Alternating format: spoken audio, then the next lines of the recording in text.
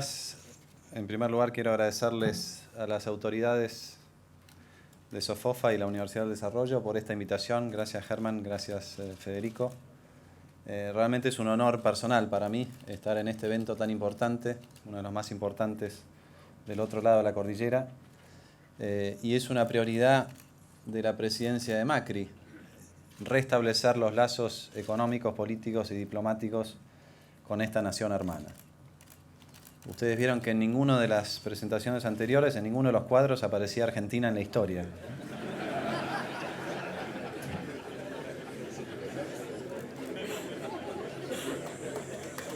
Y yo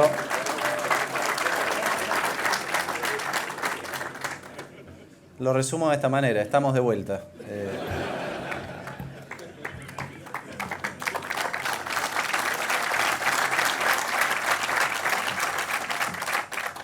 No estábamos y volvemos a estar, queremos estar, y mientras escuchaba a mis colegas y veía la bandera argentina al lado de la bandera chilena, decía, bueno, este es el inicio de una nueva etapa, es el inicio de una nueva etapa. Agradecemos la paciencia que han tenido en los últimos años, olvidemos algunas cuestiones y volvamos a poner el norte hacia adelante. Nos acompañan o me acompañan también autoridades del sector privado de Argentina, Jaime Campos de la Asociación Empresaria Argentina, Demo Gavi de la Bolsa de Comercio, espero no olvidarme de ningún otro, pero francamente para nosotros era muy importante estar acá, fue muy importante recibir la invitación, Germán, y es muy importante para nosotros tener la oportunidad de explicarles a los hermanos chilenos, a las autoridades, dirigentes, ¿qué es lo que estamos tratando de hacer en Argentina? Yo tengo una sola diferencia con mi amigo Rodrigo Valdés en su exposición, que fue brillante. Una lástima que se fue, pero le digo y le van a decir seguramente a través de los medios: Rodrigo, no estás bailando con la más fea.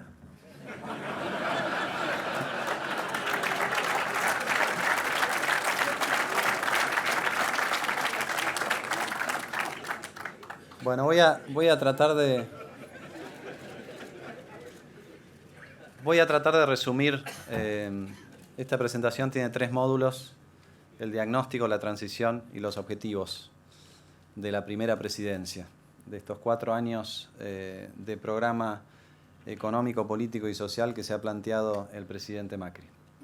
Y entiendo que después tenemos tiempo para interactuar con preguntas, así que quizás alguna de estas etapas las voy a ir pasando más rápido.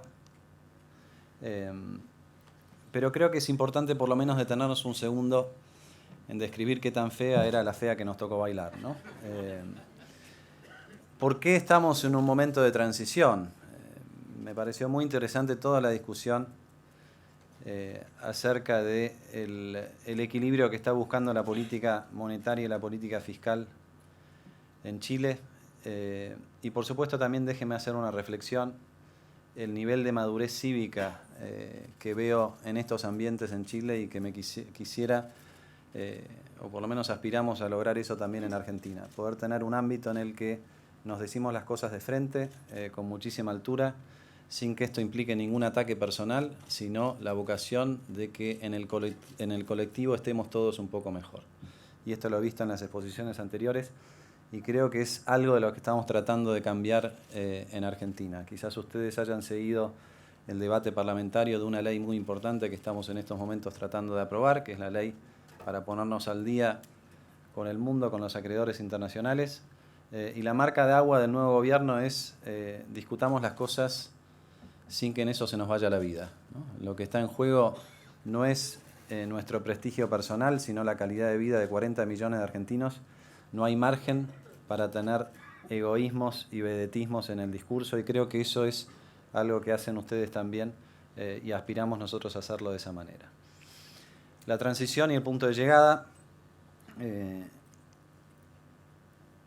Hablemos un poquito del punto de partida. Yo creo que esto ustedes lo conocen bien, pero en los últimos 90 y pico días, los pocos días que llevamos de gobierno, cada tanto nosotros mismos tenemos que hacer el recorrido de dónde estábamos cuando asumimos, ¿no? Porque es tal la vorágine y tal la velocidad que le hemos impreso a la gestión en este tiempo, que a veces hay que tomar la perspectiva de decir, bueno, estamos yendo bien, no estamos yendo tan bien, recordemos dónde estábamos en el punto de partida, ¿no? Un cuadro económico de esta inflación crónica. Yo lo veía a Rodrigo, el presidente del Banco Central, preocuparse por la inflación del 5% anual. Bueno, nosotros estamos tratando de que sea menor al 4% mensual, ¿no? Distorsiones externas de todo tipo, distorsiones internas y falta de inversión. Yo creo que lo que define el momento económico de los últimos 4 años en Argentina fue básicamente la falta de inversión en prácticamente todos los campos, no solamente en el sector privado, sino en el sector público, el deterioro de la capacidad de infraestructura y el impacto social que tiene eso, ¿no? Por supuesto, cómo el país se ha ido desconectando, ha ido perdiendo competitividad, las economías regionales fueron perdiendo su espacio, ¿no?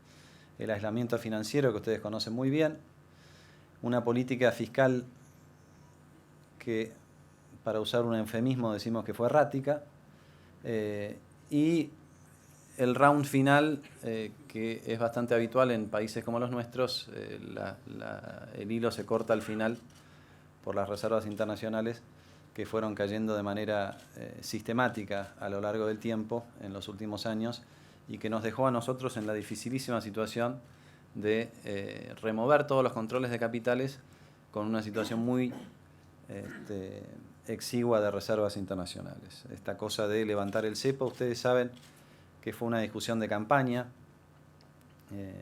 No es materia de orgullo que en una campaña presidencial nos pasemos tanto tiempo hablando de si levantamos o no levantamos el cepo, o si lo levantamos en 100 días, en 100 horas o en 100 años, ¿no? Pero bueno, estos son los debates que nosotros queremos dejar atrás. O sea, queremos resolver los instrumentos para empezar a discutir acerca de la sustancia, y por eso creíamos que algunas cosas las teníamos que hacer realmente muy rápido. También voy a pasar algunos de estos cuadros. Simplemente mirar dónde estábamos desde el punto de vista de la competitividad y del punto de vista del tipo de cambio. El saldo comercial es la línea roja.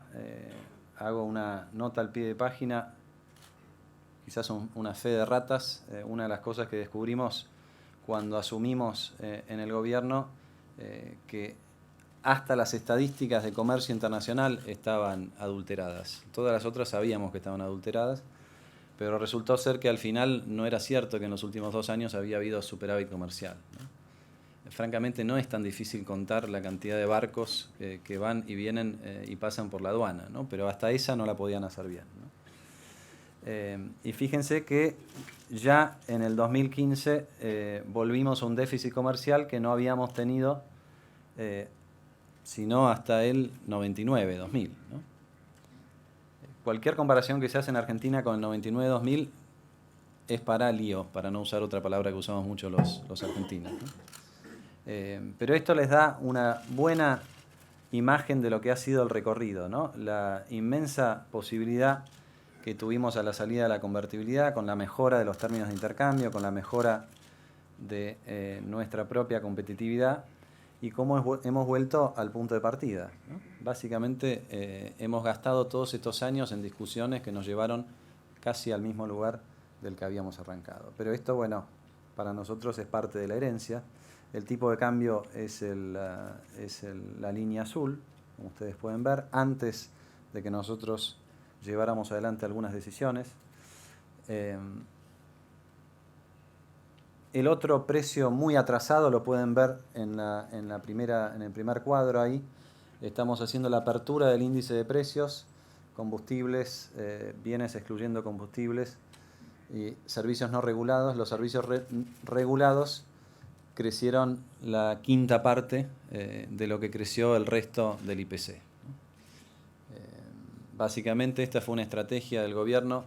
Yo ni siquiera diría anterior, ni siquiera una estrategia de subsidiar, simplemente una estrategia de desentenderse del problema, porque cuando uno subsidia a toda la población no es un subsidio, ¿no? El gobierno decidió que no era políticamente viable en el 2003 corregir los precios de las tarifas públicas y bueno, y se enamoró de esa regla y lo fue cubriendo con subsidios que al principio eran pequeños y que al final representaron el año pasado, por ejemplo, 4 puntos del PIB de subsidios en energía y transporte, fundamentalmente, muy concentrados en el área metropolitana de Buenos Aires. Así que no solamente era un subsidio regresivo, porque el 50% de ese subsidio terminaba en el bolsillo de los más ricos, no en el bolsillo de los más pobres.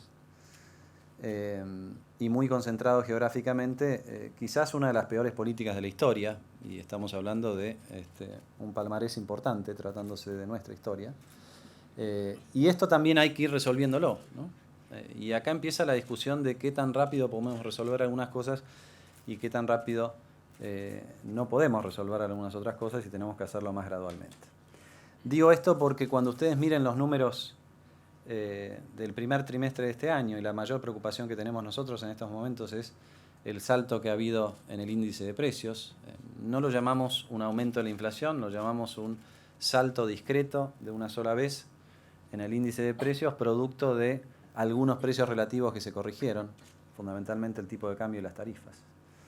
Pero este era el cuadro de situación. Digamos, cualquiera que asumiera en estos momentos no podía ignorar ese cuadro de situación. Y por supuesto es bastante hipócrita el que del otro lado critica y dice subieron los precios de la luz. Bueno, más vale, porque nos estamos quedando sin luz, ¿no? El aislamiento financiero, esta es una tabla que no viene al caso explicarla en detalle, pero básicamente nosotros nos tomamos el trabajo cuando hablamos qué significa el default, más allá de kilómetros y kilómetros de tinta en distintos medios nacionales e internacionales acerca del juicio del siglo, ¿no?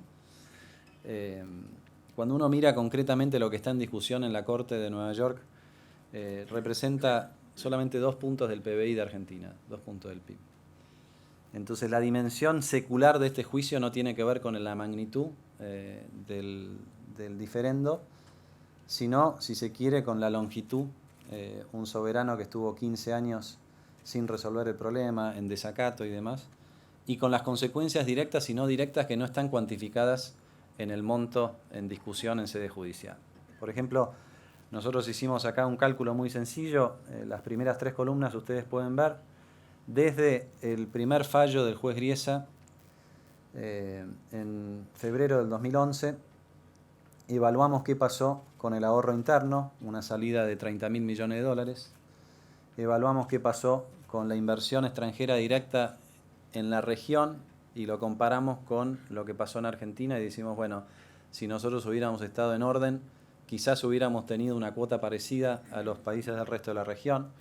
Por lo tanto, nos perdimos, si veo bien ahí, 40.000 millones de dólares. Y la otra columna, que a mi juicio es extraordinaria y hay que detenerse un poco porque en la dialéctica del gobierno anterior esto era una virtud, ¿no? La virtud de pagar en efectivo cada vez que había un vencimiento de deuda, ¿no? Es más, el gobierno hablaba del desendeudamiento como una cuestión épica, cuando obviamente no hay ningún país del mundo que elija pagar en efectivo si puede efectivamente, valga la redundancia, refinanciar la deuda, ¿no? Entonces lo que se presentaba como una virtud era el defecto de no poder acceder al mercado.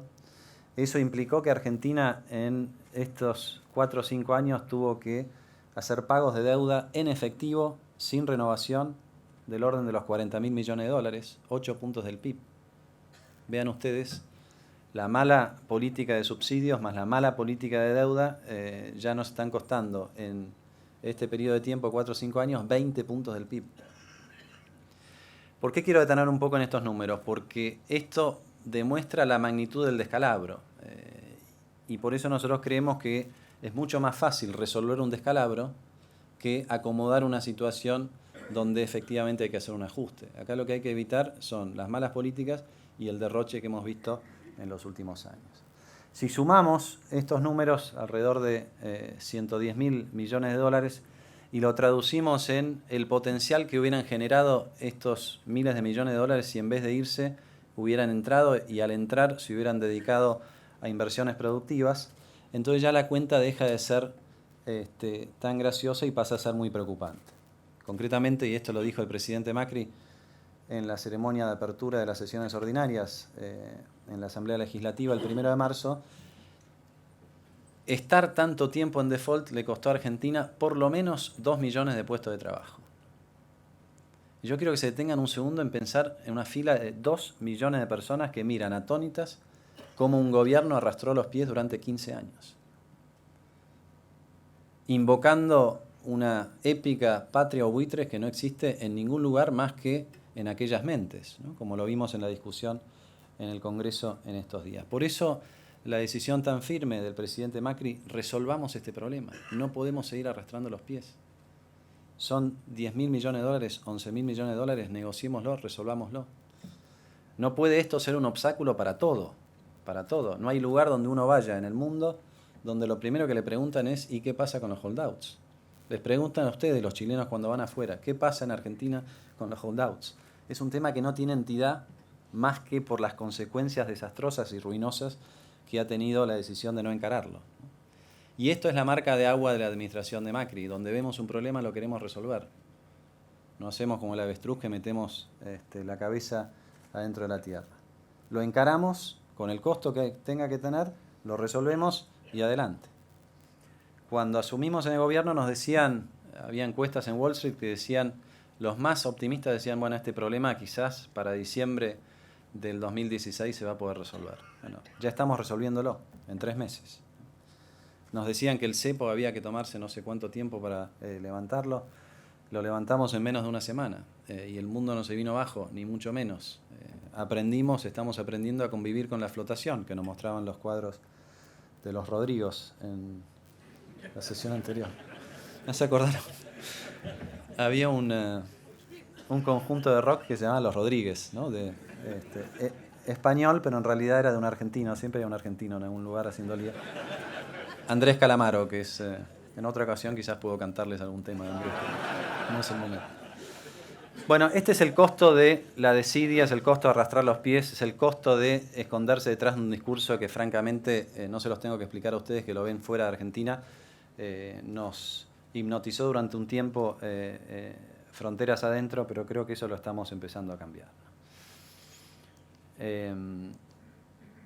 La transición, estas son algunas de las cosas que fuimos haciendo. Lo quiero explicar con algún detalle para que se entienda el punto en el que estamos. El primer disclaimer que hago es muy difícil transmitir lo que estamos haciendo y sostener las buenas esperanzas que tenemos sin estadísticas confiables. Ustedes entiendan y piensen por un segundo lo que sería si el INE enloqueciera de un día para el otro y en vez de publicar los números tuviera una ruleta donde sale cualquier número en función de lo que le parece al que tira.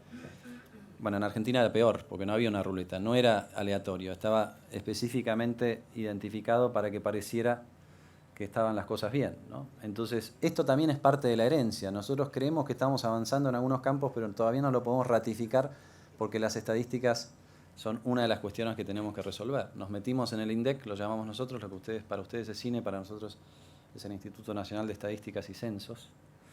Y con los que nos encontramos ahí es realmente ciencia ficción. No había protocolo de funcionamiento, no funcionaban los sistemas, no había un manual de procedimiento, las órdenes de mando estaban totalmente cambiadas, como estaban cambiadas las estadísticas, ¿no? O sea, piensen ustedes lo que es atender a un paciente sabiendo fehacientemente que todos los indicadores que me dan los registros de diagnóstico son truchos, como decimos nosotros.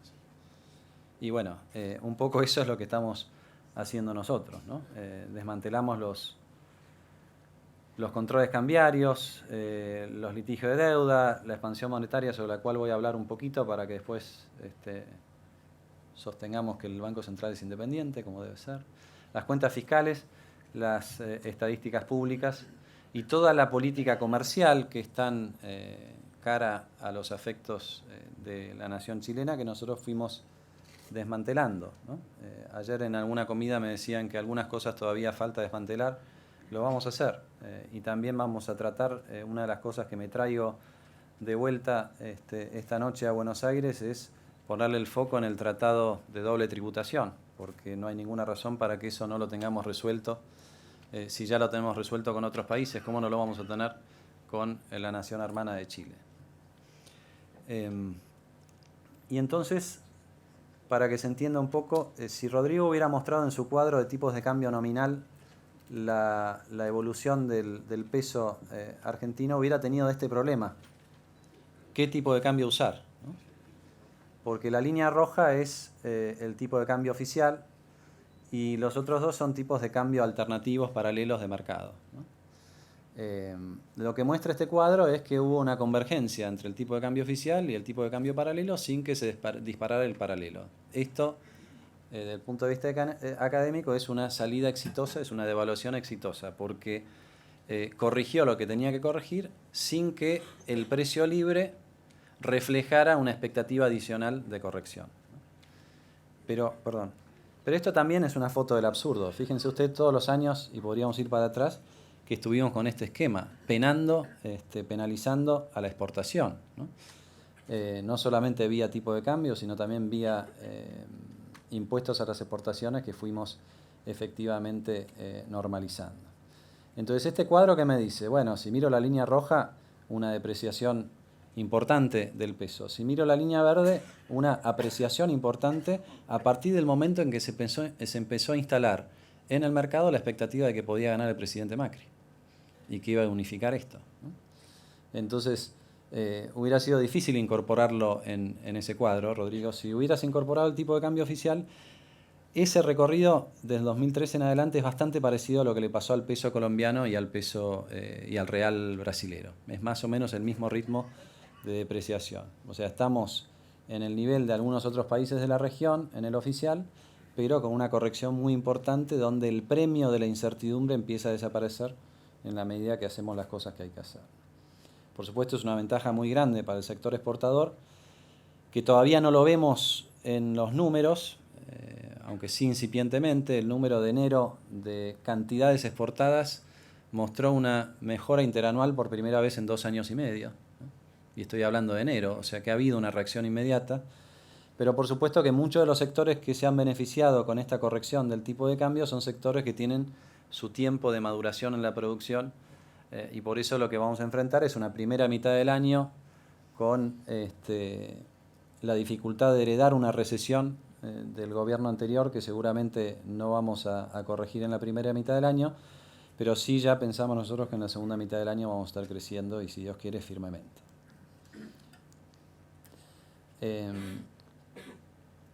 2 minutos del tema que nos ha tenido ocupados en Hacienda en el último mes y medio, 2. 2 cuadros, se los muestro rápidamente. En el primer cuadro lo que vemos es el litigio en porcentaje del PIB, 2%, como decíamos antes. 11.600 millones es el número oficial que está en los registros del Ministerio de Economía, cuando se llamaba Economía, ahora se llama Hacienda y Finanzas, de la deuda que no entró a los canjes. El monto original, a ver si funciona esto, ¿no? Sí. Bueno, yo no veo dónde está. El monto original eran esos 6.000 millones de dólares en el cuadro de la derecha, que con intereses punitorios y demás se transformó, y más los reclamos judiciales, el número de al lado, 18.800 millones. Nosotros hemos llegado hasta ahora a un acuerdo con algo más de la mitad de esos 6.000 millones. Ayer ingresaron otros 6 fondos más y todos los días van ingresando más fondos a nuestra propuesta, con un pago comprometido por, incorporando los fondos de ayer, 7.700 millones de dólares, una quita en capital del orden del 26% y algo más del 30% en los intereses. Me detengo un segundo en esto, porque no hay muchos antecedentes de un deudor que pierde un fallo en primera, segunda y tercera instancia y se anima a exigir una mejora en las condiciones de pago. ¿Por qué digo esto? No es comparable con una reestructuración voluntaria de la deuda. No es un bonista distraído que quedó del otro lado y entonces dice, bueno, a ver cómo me podés pagar. Es un bonista, tengo que elegir bien la palabra, profesional que se dedica a esto y que durante 10 años dedicó buena parte de sus recursos a litigar en una jurisdicción como la de Nueva York y que consiguió un fallo favorable. Nosotros arrancamos esta discusión en términos futbolísticos 5-0, en términos financieros 100% o nada. Y por eso creemos que ha sido tan importante el trabajo previo que hicimos para, por lo menos, conseguir otro ángulo de atención del juzgado y sobre todo de toda la comunidad internacional, que empezó a ver que había problemas serios en el fallo, sobre todo en la acumulación de los intereses, ¿no? Y nuestra decisión, lo dijo el presidente Macri durante la campaña y lo dijimos nosotros cuando nos sentamos por primera vez ante el juzgado. Nosotros venimos a pagar el capital. El mediador hacía así, se le abrían los ojos y decía, no, no puede ser. ¿Usted es argentino? Me decía. Sí, nosotros vamos a respetar el capital porque fue la deuda que nosotros queremos honrar y porque perdimos en esta sede judicial. Ahora, discutamos los intereses. Estos intereses son absolutamente absurdos y no es bueno para este juzgado que se manifieste y que se rubrique este acuerdo con esta acumulación de intereses, porque va a ser un antecedente hacia adelante para facilitarle aún más el terreno a los buitres, que no solamente eligen la jurisdicción y no solamente eligen el bono, sino que eligen además el momento exacto en que tienen la sentencia para que mientras tanto el taxi de los intereses se maximice, ¿no? La complejidad de esta negociación, ya me he cansado un poco de explicarla en Argentina, no los quiero cansar a ustedes, pero realmente es un hito muy importante que hayamos podido cerrar, y creo que la manera de cerrarlo fue poniéndonos muy firmes en la mesa de discusión, ¿no? No como hizo el gobierno anterior, negando el problema, golpeando la mesa, son unos buitres, sino nosotros venimos acá a discutir contenido. Y fíjense que la primera reacción que tuvimos fue, firmemos, esto es extraordinario realmente, firmemos un acuerdo de confidencialidad. Eso era lo que nos pedían los acreedores. Y nosotros decíamos, ¿por qué un acuerdo de confidencialidad? Esto tiene que ser transparente. El mundo tiene que saber lo que es la obscenidad de los intereses. No firmamos el acuerdo de confidencialidad, no hicimos una cantidad de cosas que ellos querían que hiciéramos. Avanzamos, dijimos que íbamos a publicar la oferta, la publicamos. Nos mantuvimos en esa línea y finalmente, bueno, el juzgado, como ustedes saben, nos dio la razón, porque lo que dijo el juzgado es que una vez que se apruebe esto en el Congreso y una vez que hagamos los primeros pagos comprometidos hasta fin de febrero, va a levantar la cautelar. La cautelar, también un antecedente inédito para un país soberano, que un juez en otra jurisdicción le impida a ese soberano hacer una administración razonable de sus pasivos, ¿no? La contracara de eso era pagar en efectivo y para el gobierno anterior la épica del desendeudamiento, ¿no? Pero bueno, todas estas cosas que son muy complejas, que para ustedes realmente lucen como ciencia ficción, son cosas que había que hacer con la expresión que yo uso antes de entrar a la gatera. Nosotros todavía no hemos siquiera entrado a la gatera, ¿no? Me estoy refiriendo a la metáfora o a la comparación hípica, ¿no? Los caballos están ahí preparados y nosotros teníamos que hacer una cantidad de cuestiones antes de poder entrar a la gatera. Hay también un esfuerzo fiscal muy importante que tampoco se ve todavía con muchísima claridad, porque nosotros tuvimos que cambiar la metodología de cálculo de algunas cuestiones fiscales. El gobierno anterior decía que tenía un déficit de 2 puntos del PBI, fíjense ustedes, menores que el de Chile, ¿no? Pero porque en la cocina metía una cantidad de recursos que como mínimo son discutibles. Por ejemplo, utilidades del Banco Central que no existieron, ¿no? 1,5 puntos del PBI, por ejemplo, de utilidades de un Banco Central que decía ser independiente, pero cada vez que podía se daba vuelta y le giraba billetitos al Tesoro, ¿no? Nosotros cambiamos la metodología para reflejar cabalmente lo que estaba pasando allí y nos tuvimos que tomar un tiempo hasta poder publicar los números y la historia con la nueva metodología. Lo hicimos hoy a las 11 de la mañana, lo estamos haciendo, no sé qué hora es. Lo estamos por hacer, perdón. Con un comunicado que va a aclarar bastante la situación. Pero la contracara imagínate, Rodrigo, si tuvieras que hacer política monetaria con esta presión fiscal, ¿no? Estos números lo que muestran es la expansión monetaria para financiamiento del Tesoro en porcentaje de la base monetaria a lo largo de todos estos años. En promedio, un 33%. Vale decir que el Banco Central arrancaba con una expansión del 33% y solamente si tenía éxito en absorber algo de esos pesos podía aplicar alguna política antiinflacionaria, ¿no? Pero el piso de inflación que le ponía la política fiscal al gobierno, al Banco Central, era del 33%. Nosotros dijimos, en el ordenamiento gradual que vamos a hacer de estas cuestiones, nos ponemos un tope del 25% para este año. ¿Es alto? Sí, es muy alto. ¿Queremos que sea más bajo? Sí, queremos que sea más bajo, pero es mucho más bajo de lo que ya venía siendo, ¿no? Y creemos que esto es consistente con la meta de inflación que voy a mostrar más adelante. En la práctica, en lo que va del 2006, prácticamente el Tesoro no le ha pedido más que unos pocos pesos al Banco Central. Es más, si lo vemos desde el punto de vista anualizado y desestacionalizado, la dominancia fiscal, la presión del Tesoro sobre el Banco Central ya sería hoy consistente con una tasa de inflación del orden de la mitad de la que estamos atravesando. Vale decir, hay un esfuerzo fiscal notable detrás, a pesar de que hasta ahora no se ha visto en los números, y esto también es una decisión política muy fuerte del presidente Macri.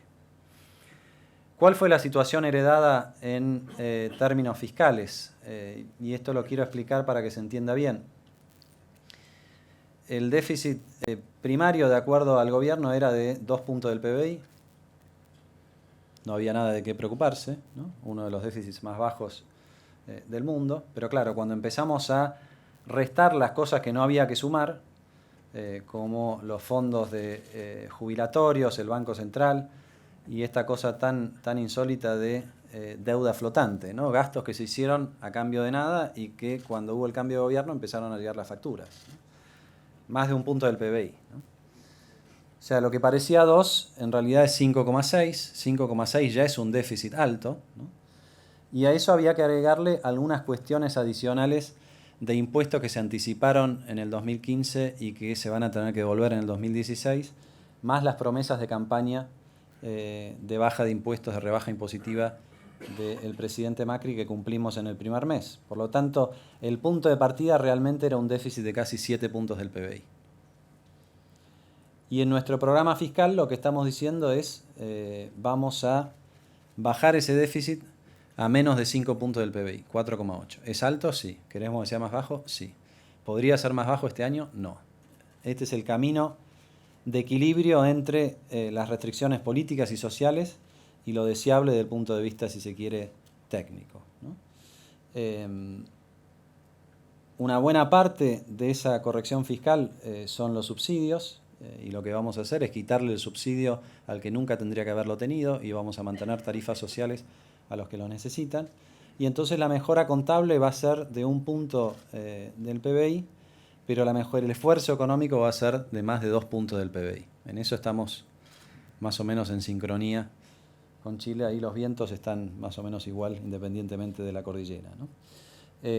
Pero este es un objetivo que, como lo discutía yo ayer en una cena que tuvimos, la mejor prueba de que este objetivo es el objetivo correcto es que recibe la crítica simétrica por derecha y por izquierda, ¿no? La derecha nos dice, no, este gradualismo, ya lo hemos visto, siempre termina mal, ustedes tienen que ser más ortodoxos, más sanguinarios les falta decir, ¿no? Pero dicen ortodoxos. Y la izquierda habla de un ajuste salvaje que deja en la calle miles de trabajadores y que va a mandar la economía al tacho como si el gobierno anterior no lo hubiera hecho ya, ¿no? Con el peor ajuste posible que es la inflación y con una recesión de 3 puntos del PBI en el último trimestre del año pasado, ¿no? Entonces, este es el desafío fiscal, que no es menor, porque además de rebajar los subsidios, que tiene alguna connotación antipática si no lo hacemos bien, hace falta un esfuerzo adicional de casi 1 punto del PBI, en sobre todo gastos superfluos. Y la propuesta hacia adelante es esta, ¿no? Nosotros nos proponemos un programa fiscal de 4 años en el que gradualmente vamos reduciendo el déficit. De 4,8 como objetivo en el 2016, 3,3 en el 2017, que es más o menos el nivel al que aspira Chile en este año. O sea, en 2 años, nos tomamos 2 años para volver a la normalidad fiscal. Y si Dios quiere, hacia el 2019, sobre el final de los 4 años, tener algo muy parecido a un déficit fiscal igual a 0. La contracara de esto son las metas de inflación que lucen altas para cualquier país del mundo, no solamente los desarrollados, sino también los países de la región.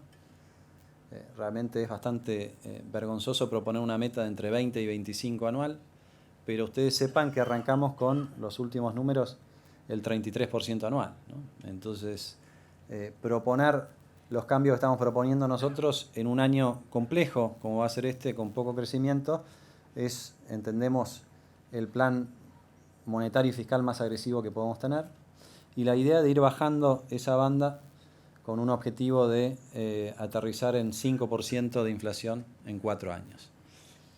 Un breve chivo de mi lado: cuando hace algunos años yo fui presidente del Banco Central y asumí en diciembre del 2002, la expectativa de inflación que había para el 2003 de todos los analistas del Fondo Monetario y de alguno más era del 35%. Nosotros establecimos un sistema precario, pero un sistema al fin de metas de inflación, y lo primero que dijimos es que la inflación iba a ser del 20%.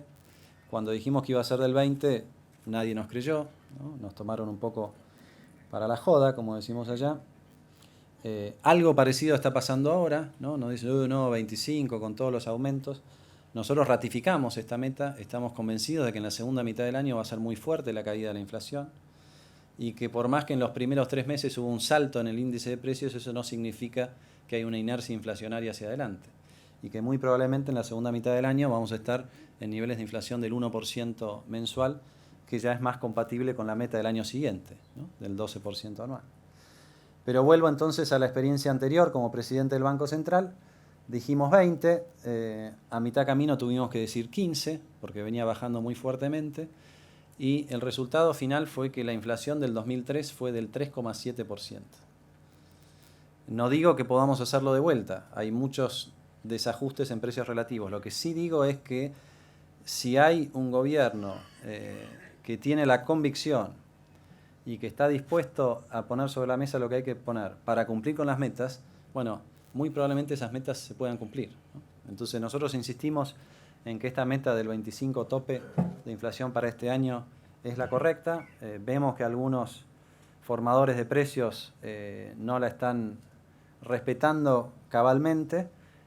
Creemos que esto es parte de lo que está sucediendo hoy en la economía. Sobre todo lo vemos muy particularmente en las ventas de supermercados, ¿no? Algunos precios que se aceleraron con una expectativa de mayor depreciación del tipo de cambio y demás, y que ya a mediados de enero tuvieron que empezar a aparecer las promociones en los supermercados para hacer descuentos y para empezar a corregir algunos de esos aumentos de precios. Lógicamente que en nuestro modelo de crecimiento la inversión va a tener una preponderancia por encima de cualquier otra variable, fundamentalmente porque entendemos que durante 15 años se desinvirtió en Argentina, ya lo dije antes, no solamente en el sector privado, sino muy especialmente en el sector público. Entendemos que este es una economía que ha ido perdiendo su potencial. Para los economistas en el auditorio, y no sé si no tengo un gráfico más adelante, creo que sí, productividad, pero básicamente desde el 2011 en adelante ha caído el PIB potencial, ¿no? ¿Qué quiere decir esto? Que con la misma mezcla de recursos, Argentina hubiera podido producir menos bienes de los que venía produciendo antes. Esta es la mejor manera de describir la destrucción de valor de alguna de las regulaciones, algunos de los ahogos impositivos, alguna de las discrecionalidades del gobierno anterior. Nosotros entendemos que desmantelando todos estos controles y estas presiones innecesarias sobre la economía, vamos a recuperar ese crecimiento potencial, y entonces Argentina sí tiene la posibilidad de crecer rápidamente en los próximos años sin que esto genere presiones inflacionarias. Esto es lo que está viendo el resto del mundo. El entusiasmo que hay sobre Argentina tiene que ver con esto que estoy diciendo yo ahora, con el cambio de modelo. Nosotros nos entusiasmamos también, pero aclaramos algo que no muestra en este cuadro. Argentina es un país que, a pesar de la bonanza de recursos que ha tenido en los últimos 10 años, por términos de intercambio y por una presión impositiva inédita, todavía en Argentina hay 12 millones de argentinos que no ganan lo suficiente como para comprar una canasta digna, no digamos ni básica ni alimentaria, una canasta digna. Y esto también es uno de los principales ejes de la presidencia de Mauricio Macri, como ustedes han visto. Nosotros queremos unir al país de esta división de todo este tiempo. Queremos combatir de una vez por todas al narcotráfico, ningún gobierno se ha animado a hacer eso, y queremos poner el foco en todas las políticas económicas para que vayamos en el rumbo que nos marcó el presidente, que es esa ambición de que en Argentina no haya pobreza en el menor tiempo posible, pobreza cero, como lo decimos. Bueno, esto lo estamos haciendo en el medio de que ordenamos y que nos vamos moviendo a la normalidad. Por supuesto que es un desafío inmenso, pero es un desafío en el que nos sentimos muy acompañados, no solamente por los países vecinos como ustedes y las sociedades vecinas como la de Chile, Uruguay, Brasil, Paraguay y el resto de nuestros vecinos, sino que, lo más importante, nos sentimos muy acompañados por los que nos votaron y también por los que no nos votaron y que empiezan a ver que un poco de seriedad, un poco de aire fresco, un poco de racionalidad, un poco de diálogo, un poco de esfuerzo, un poco de verdad, son valores que los argentinos nunca perdieron, que simplemente durante algún tiempo les hicieron creer que no eran tan valores como efectivamente son. Y nosotros creemos que en ese valor de la palabra, el diálogo, la transparencia, el prometer lo que se puede prometer y cumplir lo que se promete, está realmente la salida de Argentina. Y yo creo que cuando ustedes nos vayan evaluando a lo largo de los meses, creo que más que mirar estos números, en todo caso no estamos en las estadísticas como vimos antes, lo que es importante es ver si este gobierno que dijo que iba a hacer todo esto, efectivamente lo está haciendo. Hasta ahora llevamos menos de 100 días, algunas de las cosas más controvertidas que prometimos las hicimos incluso en tiempo récord. Me parece que nos merecemos ese beneficio de la duda, y ese beneficio de la duda, y cierro con esto, es mucho más llevadero si además de tenerlo en casa tenemos el apoyo de naciones tan queridas como la nación chilena. Muchísimas gracias.